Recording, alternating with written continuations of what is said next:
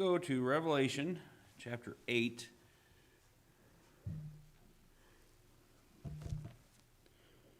And I'm going to make an attempt to cover the entire chapter. We'll see how that goes. But most of what's in this chapter doesn't really need much explanation. It's pretty, really self-explanatory.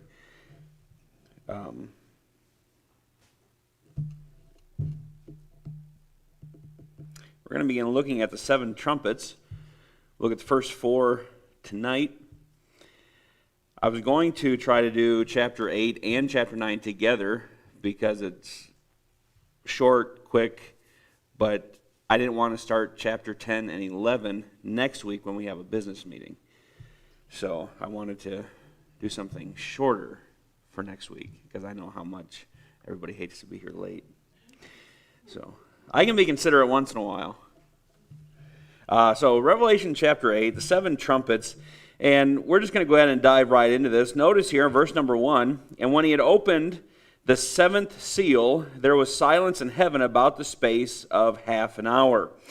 Now, we remember, I think, took a couple weeks going through Revelation chapter 7. Chapter 7 is a parenthesis in what God is doing. It's kind of an interruption in the discussion on the seals. And that's why I think we see here that the seventh seal is separated from the rest. I was doing some studying, and one person said that the reason it is separated from the rest is because the seven trumpets come from the seventh seal, and I don't think that's the case at all.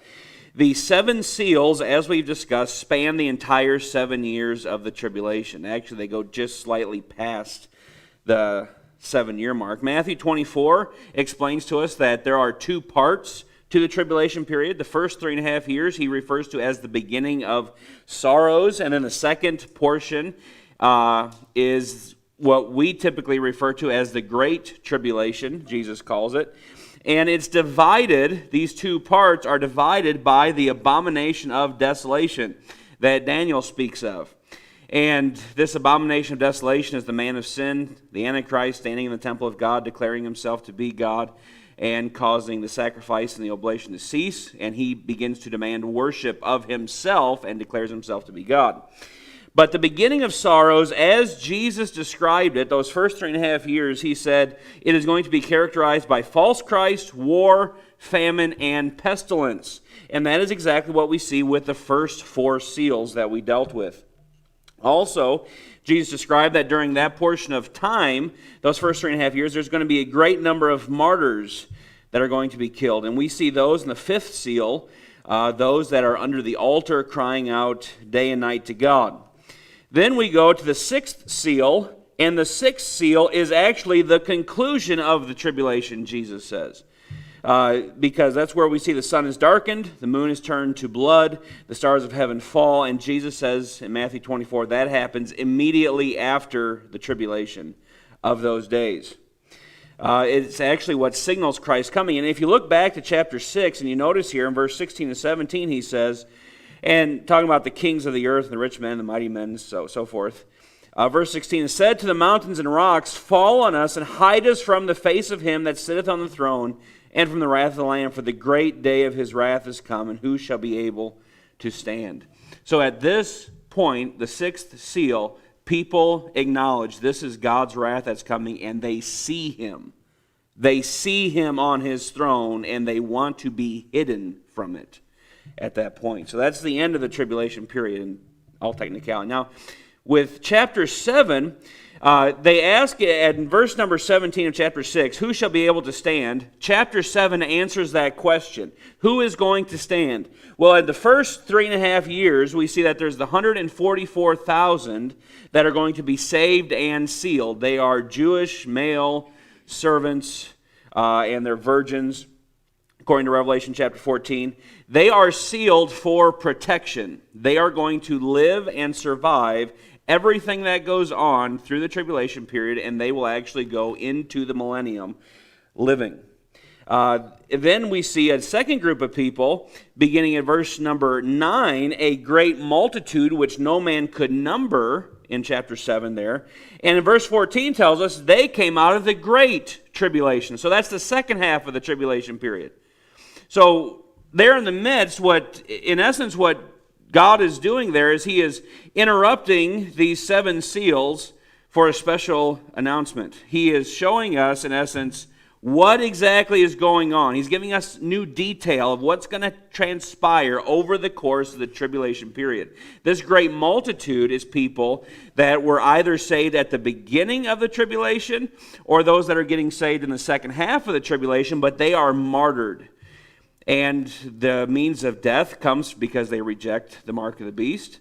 They are also going to be killed off by these very things that we're going to look at tonight in chapter number 8. They're not protected from the judgments of God during this period of time. They're not protected from Satan's wrath either during this period of time. Only the 144,000 are. And so we see kind of an example of overlap. And this is one of the things that we need to understand. When we're looking at prophecy, we see this a lot in Bible prophecy, where God gives us a revelation of a period of time, and then he'll back up and go into that period of time and focus in on something in particular. We see that in the book of Daniel, chapter 2 of Daniel, chapter 7. Daniel chapter 2 gives us an overview of the times of the Gentiles. We go to chapter 7, we have a very similar overview, but then it goes into a little bit more detail. We know there's going to be this little horn. There's going to be this false Christ that's going to rise up during the time of the 10 kingdoms. And then we go into chapter number 8, and we learn a little bit more about the times of the Gentiles. He focuses in on the Medo-Persian Empire and the Grecian Empire, and again, a foreshadow of the Antichrist. You get into chapter 9, and he focuses in particular of that 70-week portion, and then again on the Antichrist and his anti-ministry. And then we go into chapter 10, 11, and 12. And again, it backs up and it covers a more specific portion of the times of the Gentiles. So God does that numerous times, and that's what we see here in the book of the Revelation, is we see the 7 seals span the tribulation, and then he's going to back up a little bit with the trumpets, and he's going to zoom in on another portion of this tribulation period, give us more detail, and then we're going to go through, and then we're going to go to another portion where he's going to back up again and focus in a little bit more on what we've already seen. Now, in chapter 8, verse number 1, it mentioned that there is silence in heaven about the space of half an hour. Why is there silence in heaven? Well, the silence commemorates the fact that the end has come, that God is done. The 7 trumpets and the 7 vials, as I think we'll see as we go through this, actually take place between the 5th and the 7th seal, if you want to kind of narrow it down how this plays out. The 6th seal signals that the great and terrible day of the Lord has come, the actual physical second coming of Christ to the earth, as we see in Joel 2, Matthew 24. The 7th trumpet announces the fact that Christ is now taking universal control over all the kingdoms of the earth.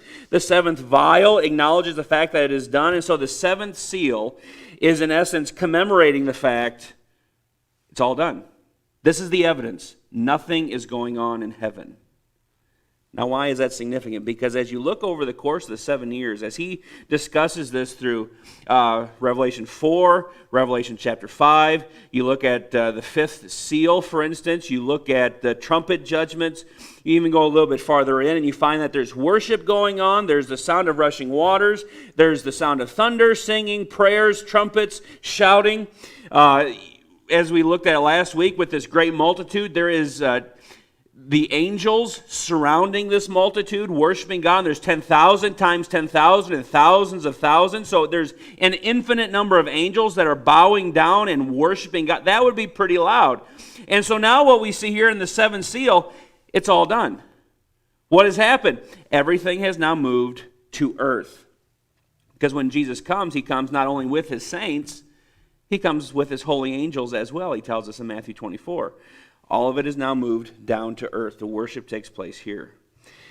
Now the seals do not describe the tribulation period, the Great Tribulation. The fifth seal anticipates it. That's the souls under the altar, wanting vengeance. They're wanting justice for being martyred. The sixth seal shows the end of it. And so the trumpets now are going to back up, and they are going to describe for us in really kind of gruesome detail exactly what is going to take place on earth during the Great Tribulation, as far as God's judgment aspect of this. The tribulation, the day of the Lord, the Bible tells us, comes with travail. It comes as birth pains. And you ladies know, with birth pains, they start out kind of mild, generally. And then they begin to increase in intensity. They increase in rapidity. They come faster, they come harder, and then finally you're in full-blown labor, and it's traumatic, and nobody wants to talk about it. Well, the first 3.5 years are called the beginning of sorrows. They're the beginning of birth pains. Is it bad? Yes, but it's not as bad as what's going to happen now. Here with these trumpets, now the birth pains are coming quickly. They're coming more intensely. In fact, Jesus describing this period of time in Luke 21, verse 26 says, men's hearts failing them for fear and looking after those things which are coming upon the earth, for the powers of heaven shall be shaken. So just the mere sight of what is coming upon the earth causes men physically, literally, to have heart attacks. It's going to be that frightening what takes place. Now, if you pay close attention, you notice that it is the seals that are opened by the Lamb, and now these trumpets are going to be sounded by angels. Now notice here verse 2, Revelation 8, verse 2. And I saw the 7 angels which stood before God, and to them were given 7 trumpets. And another angel came and stood at the altar. This is the altar of incense, having a golden censer. Now this altar of incense, this is the same place we're at the 5th seal. And this is where the souls are under the altar. It's this altar of incense, having a golden censer. Now, if you've been to a Catholic church or a Greek Orthodox church, they use the censer, kind of. Basically, it's this, I don't know, it's like a jar or something like that that's on the end of a rope or a chain, and they put these incense. I went to one Catholic funeral, I'll never go back, and the smoke from these things about knocked me out, and it reeked. But they go around, and they shake it around, and the smoke kind of billows out of this thing. The priest in the Old Testament, the high priest, when he would go into the Holy of Holies, he was to take the golden censer with him, have the incense and the hot coals off the altar of incense, and he was to wave it around in there, and the idea is that the area would fill up with smoke, so he couldn't actually see the mercy seat. But that's what's going on here. And so this golden censer, this angel comes to the altar with a golden censer, and there was given him much incense that he should offer it with the prayers of all saints. So if we go back to chapter 6, we look at the 5th seal, this is what's going on. Here is the souls of the martyred saints under the altar, and they are crying out for vengeance. They are crying out for justice. How long, O Lord, holy and true, dost thou not judge and avenge our blood on them that dwell upon the earth? Now their prayer is going to be answered. Now God is going to begin to take his vengeance. It says, the prayer of all the saints upon the golden altar, which was before the throne, and the smoke of the incense, which came with the prayers of the saints, ascended up before God out of the angel's hand. And the angel took the censer, filled it with fire of the altar, and cast it into the earth. And there were voices and thunderings and lightnings and an earthquake. And the 7 angels, which had the 7 trumpets, prepared themselves to sound. So he takes the burning coals, puts in the censer, and I wonder what this might have looked like. But you can tell that there's a frustration with this. There's some anger behind this, because he takes it and he pitches it towards the earth. And it's really kind of like a heavenly object lesson that's being shown here. This is kind of an anticipation of what Jesus talked about, those things that are going to be coming upon the earth, because that's what's characterized by these trumpets. Things are going to be coming from heaven to the earth, and they are going to really create a whole lot of mess, as we're going to see. Now, before we get into these 7 trumpets, it's interesting to note that you remember the Battle of Jericho in the Old Testament.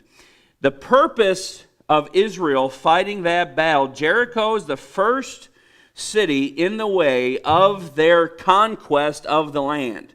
It is the first city they come to where they are dispossessing the usurpers. It's Israel's land. These are Gentile people that have usurped the land. Now they are going to kick them out, or at least that's the intention. And you remember at the Battle of Jericho, the priests carried with them 7 trumpets that were sounded at the very end of their last walk around when they gave their shout. And that's what brought the walls of Jericho down. So this is kind of a parallel. That began their conquest of the land. And that is exactly what takes place here. God is going to war with the world at this point. And according to Jeremiah chapter 4, verse 19, the sound of a trumpet is the alarm of war. That's what's going on. And so the first trumpet here, verse number 7, it says, the first angel sounded, and there followed hail and fire mingled with blood, and they were cast upon the earth, and the third part of trees was burned up, and all green grass was burned up. Now this is familiar to us if you read the book of Exodus. This is actually the first 4 trumpets here have parallel with the plagues in the land of Egypt in Exodus chapter 9. And in Exodus chapter 9, you remember, they had hail come down. It says there's fire come down. It destroyed all of the vegetation outside. It killed cattle. It killed men. But now I want you to notice something. What exactly is this fire that it's talking about? I want you to go to Psalm 78. Psalm 78 gives us some interesting detail about this.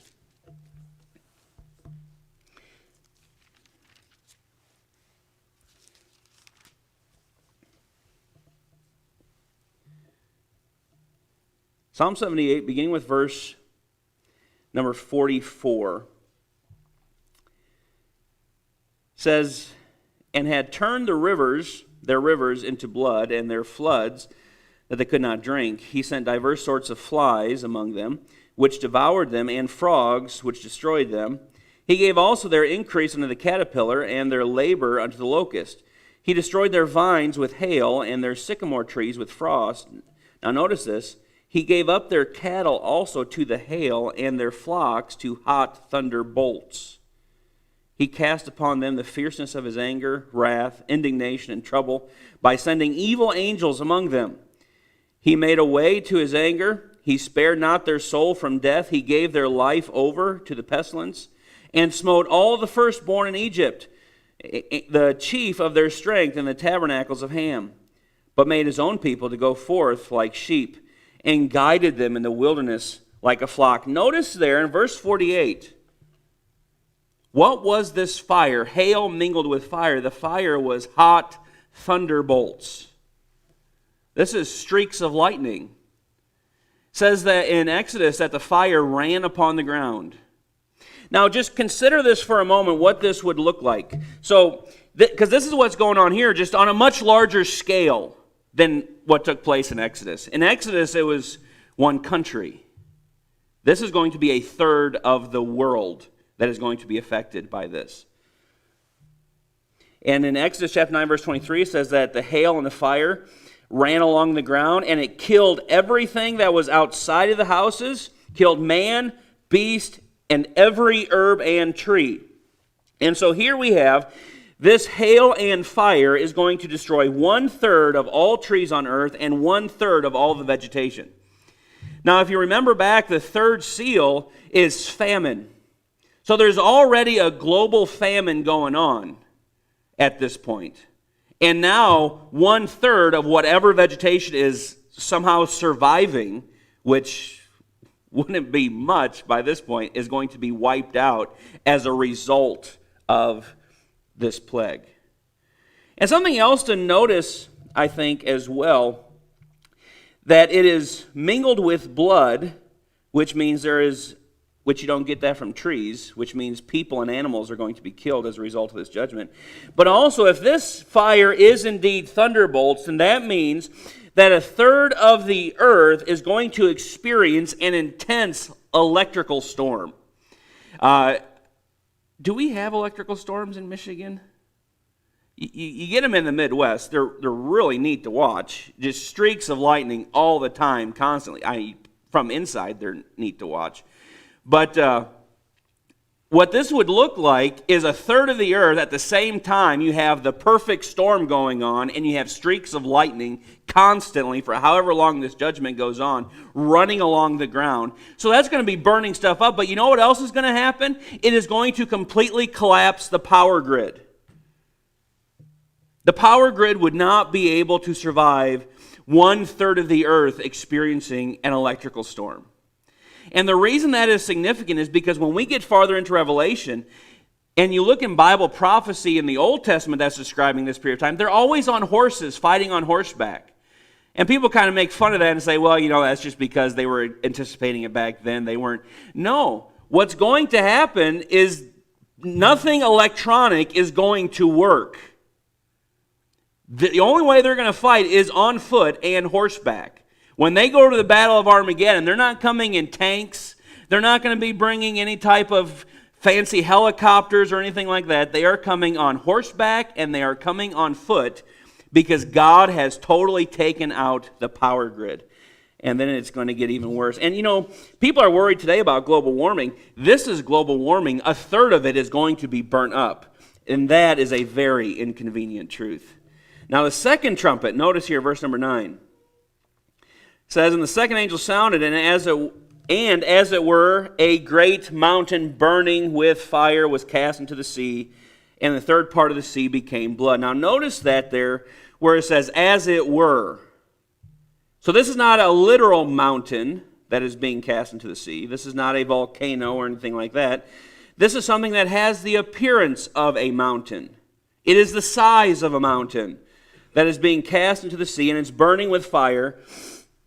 And notice verse 9 says, and a third part of the creatures which were in the sea and had life died, and a third part of the ships were destroyed. This is some type of a meteor or a comet that is actually going to make Earth impact. Now, consider this for a moment. 70% of the Earth's surface is ocean. And that makes up 97% of all the water on the earth. 50% of the population depend on the oceans for their food. 1 out of 10 people depend on it in order to make a living. So when you think, already at this point, a fourth of the population, just from the first 3.5 years, at least a fourth of the population has already been killed off. The remaining population, 2.5 million people would lose work at this point. And on average, at any given moment, there are at least 60,000 ships on the water. And 1.5 million people are on the water.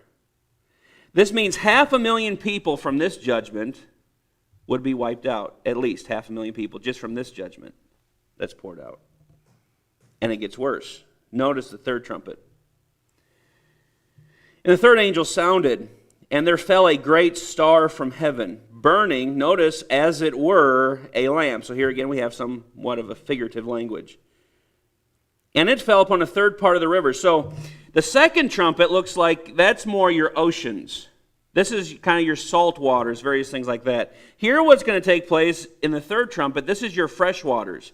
This is where people get their drinking water. Very similar to what happens in Egypt.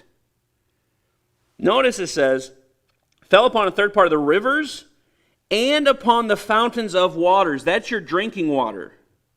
That's your fresh water source. That's what every single person in this world is dependent upon in order to survive.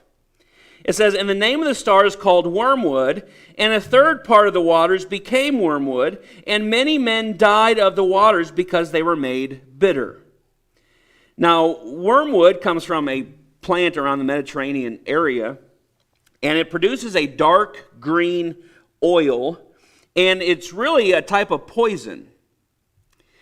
And it's used primarily to kill intestinal worms, just in case anybody was curious about that. That's actually where it gets its name from, wormwood. But the effect on people is, in small amounts, it can cause them to act like they're drunk, but if they get too much of it, it's deadly for them. Now, I want you to consider this with wormwood. Deuteronomy chapter 29, verse 18. God, warning the children of Israel about idolatry, says, lest there should be among you man or woman or family or tribe whose heart turneth away this day from the Lord our God, to go and serve the gods of these nations. Lest there should be among you a root that beareth gall and wormwood. Now there he's speaking of wormwood, but he's referring to the people. If they are an idolater, if they are turning away from the Lord, he calls them wormwood. And the reason being is because of the effect of idolatry. It's stupefying and it's deadly. But now notice what God does to the children of Israel. Jeremiah chapter 9, verse 13 to 16, he says, the Lord saith, because they have forsaken my law, which I have set before them, and have not obeyed my voice, neither walked therein, but have walked after the imagination of their own heart, and after Balaam, which their fathers taught them. Therefore, thus saith the Lord of hosts, the God of Israel, behold, I will feed them, even this people, with wormwood, and give them water of gall to drink. I will scatter them among the heathen, whom neither they nor their fathers have known, and I will send a sword after them, till I have consumed them. So when Israel was judged by God, God said, because they have forsaken my law, because they in essence were wormwood, I am going to give them wormwood. I am going to judge them severely. I'm going to kill them off, and I'm going to send them into bondage in other nations. That's exactly what's going on here. If you look over to chapter 9, in verse 20 of Revelation chapter 9 here, he says, and the rest of the men which were not killed by these plagues, yet repented not of the works of their hands, that they should not worship devils and idols of gold and silver and brass and stone and of wood, which neither can see nor hear nor walk, neither repented they of their murders or of their sorceries or of their fornication or of their thefts. So this is exactly what God is doing to the world. This isn't the nation of Israel. This is a global scale, at least a third of it. God says, you wanted idolatry, you wanted to go after false gods, you wanted to commit fornication, you wanted to do drugs, and you wanted to alter the effects of your mind, you wanted to steal. Okay, you want to be wormwood? Fine. I am going to give you wormwood to drink. And that's exactly what he does. God sends another meteor, and he causes it to affect all of the fresh water. God poisons the fresh water. Now, I just want to read something for you here real quick. Since we're talking about meteors, just to kind of give you a broader perspective of what this would look like, the effects of this. So I was kind of looking this up, trying to figure out. This is from astronomynotes.com, just in case you want to check my resources here. But a typical meteor impact scenario is of a 6-mile or 10-kilometer object. We're going to drop it down to scale just a little bit because that would be Earth exterminating. I don't think that's quite what happens here. So we'll drop it down to a small one. To a 1-kilometer object, approximately 1,100 yards is about what that equals out to. So it's not huge. I mean, it's smaller than Fife Lake. I mean, it's small in comparison. But this object would travel at 45,000 miles per hour, weighing 1.31 billion tons is how big this object would be. So to understand the explosion, the energy would be equivalent to 1 million tons of dynamite that would be released. It would be larger than a thermonuclear warhead, which is somewhere between 50 to 100 megatons. This size of an object, 1 kilometer, would be equivalent to 60,000 megatons. So kind of get a little perspective here with the size of this. On its way to the impact, the asteroid would push aside the air in front of it, creating a hole in the atmosphere. The atmosphere above the impact site would be removed for several tens of seconds, is what they have here, before the surrounding air can rush back to fill the gap. Material from the impact, vaporized asteroid, crushed material in ocean water, if it lands in the ocean, escapes through the hole, follows the ballistic flight back down. Within 2 minutes after impact, about 10 trillion tons of ejecta is lofted to about 62 miles. If the asteroid hits the ocean, the surrounding water returns over the hot crater floor. It is vaporized, and it would crush down into the softer mantle of the atmosphere, sending more water vapor into the air, as well as causing huge steam explosions that greatly compound the effect of the initial explosion. The crater, regardless of where it lands, is going to be at least 12 miles in diameter for the 1 kilometer asteroid. The initial blast would also produce shifting of the crust along the fault lines. The ocean covers about 75% of the Earth, so it would probably land in the ocean, and the asteroid would push the water aside, hit the ocean floor, creating a tidal wave or a tsunami. And what would happen is the tsunami would run clear along every coast of the ocean that it hits in, and it would be 138 feet high. So we're talking deadly. This is going to wipe out cities. This is going to wipe out countries.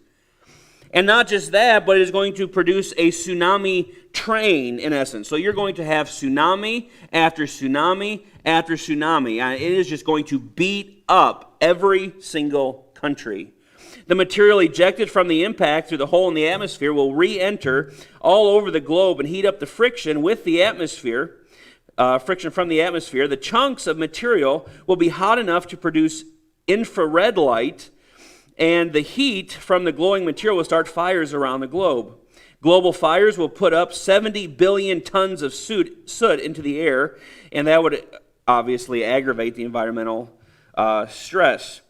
The heat from the shock wave of the entering asteroid and reprocessing of the air close to the impact produces nitric and nitrous acid over the next few months to a year, which would create a worldwide deluge of acid rain with obvious damaging effects. It would kill off all the foliage. It would cause severe erosion of land. The ocean organisms would be killed, which would kill off a majority of the oxygen that we breathe. The ozone layer is obviously destroyed, and the amount of ultraviolet light hitting the surface, killing all the small organisms and plant, causing respiratory damage in larger animals. Harmful elements like beryllium, mercury, thallium, etc. are let loose.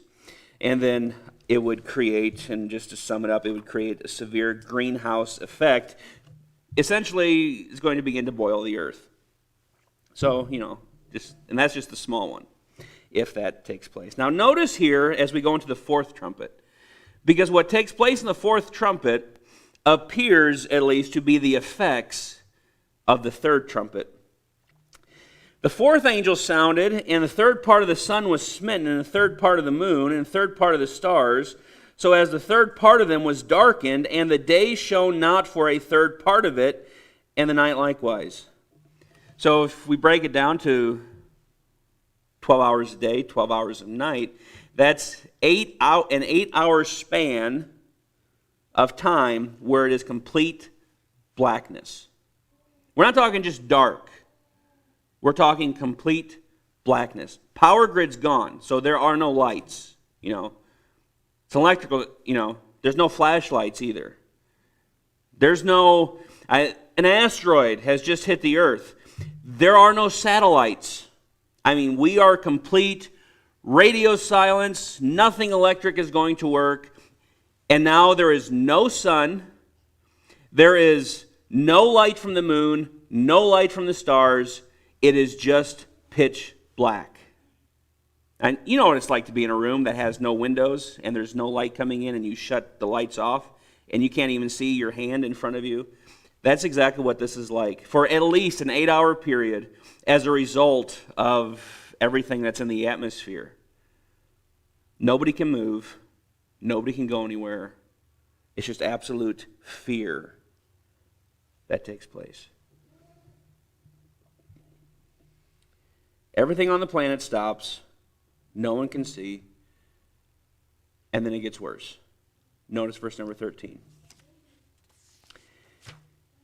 And I beheld and heard an angel flying through the midst of heaven, saying with a loud voice, Woe, woe, woe to the inhabitants of the earth by reason of the other voices of the trumpet of the 3 angels which are yet to sound. And that's already pretty bad. But now it's going to get worse. And we'll look at it next week, Lord willing, is there's going to be 2 demonic armies. One that is, there's so many it's like smoke. And then the other one is going to be a 200 million demon army. You know, we understand the fact that there's demons around us, but we don't see them. And these aren't just any demons. These are special demons that have never been on the earth. They are specifically bound in the bottomless pit because they are so bad. And they are going to, the first group, for 5 months, are going to be able to torment people. They're not going to kill people. They're going to torment people for 5 months. And it says in that day, it's going to be so bad, people are going to seek death. And it will flee from them. Now I understand people wanting to die. I understand people that commit suicide. But imagine the judgment is going to be so bad that even if you wanted to commit suicide and tried, you cannot. There is no escaping. That's how bad it's going to get. He says, woe, the angel does. 3 woes. Not just being emphatic, but because each coming judgment is a woe that is coming. A woe means calamity, disaster, the worst possible thing that could happen. This is what is going to happen. There's 3 of them coming. And notice who this is on. This is on the earth dwellers. Those are perfectly described in those verses at the end of the last 2 verses of Revelation chapter 9. The idolaters, the murderers, the drug users, the fornicators, the thieves. It is those who are lost. See, for those of us that are saved, well, those that are saved during this period of time, besides 144,000, they will experience these things too. You know, those loved ones that we know that aren't saved, those neighbors that we know aren't saved, this is them. If the Lord comes back in our lifetime, this is them experiencing this. And if they get saved and experience this, for them, they go to heaven. They're that great multitude in chapter 7. They're worshiping in heaven. So for them, it's not woe. But for the lost, it is woe. The lost that experience these, and the lost that die by these, it is woe. Look real quick, Revelation chapter 20, and I'm finished. But Revelation chapter 20, notice here what it says, verse number 11. John says, I saw a great white throne. Now this is at the very end. This is the end of the millennium. It says, I saw a great white throne, him that sat on it, from whose face the earth and heaven fled away. There was found no place for them. And I saw the dead, small and great, stand before God, and the books were opened. And another book was opened, which is the book of life. And the dead were judged out of those things which are written in the books, according to their works. And the sea gave up the dead which were in it. And death and hell delivered up the dead which were in them. And they were judged, every man according to their works. And death and hell were cast into the lake of fire. This is the second death. Whosoever was not found written in the book of life was cast into the lake of fire. Now imagine this.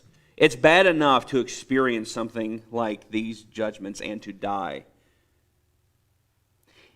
Be even worse to die from that and then go to hell. But then it would be even worse, and this is what's going to happen. They will be delivered from hell only to be cast into the lake of fire for all of eternity. It is woe. Woe to them. And really, this is the whole point of the book of the Revelation, is to motivate us.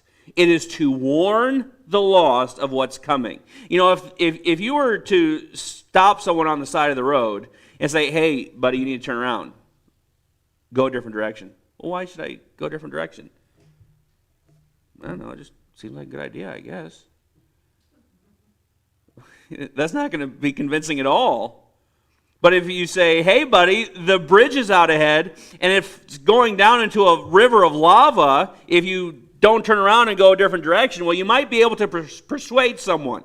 That's the point of this, is we know what's coming, and so we have the responsibility to tell people, look, the bridge is out. There is judgment coming. God's wrath is coming. Let me explain it to you. There is a way of escape.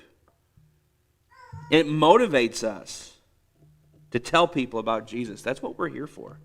That's why he says right at the end of the book of the Revelation, the Spirit and the bride say, come. And whosoever will, let him come and take of the water of life freely.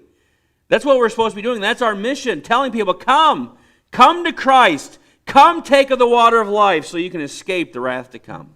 Let's pray. Father, thank you for your goodness to us. And Lord, I'm thankful that for the salvation that you've given to us in Christ, and that we will not experience this time if we're saved. But Father, as your people, I pray that you would motivate us to be more zealous in our witness, to tell people about Jesus, to warn them to flee from the wrath to come. Lord, these events that we're looking at here in Revelation, these are real things that are going to happen on this earth. Things that have never been seen before. And Lord, I pray that you'll help us to get motivated by it, help us to warn people so they will not have to experience this period of time. Pray that you bless now. Bless us as we go our separate ways. In Jesus' name, amen.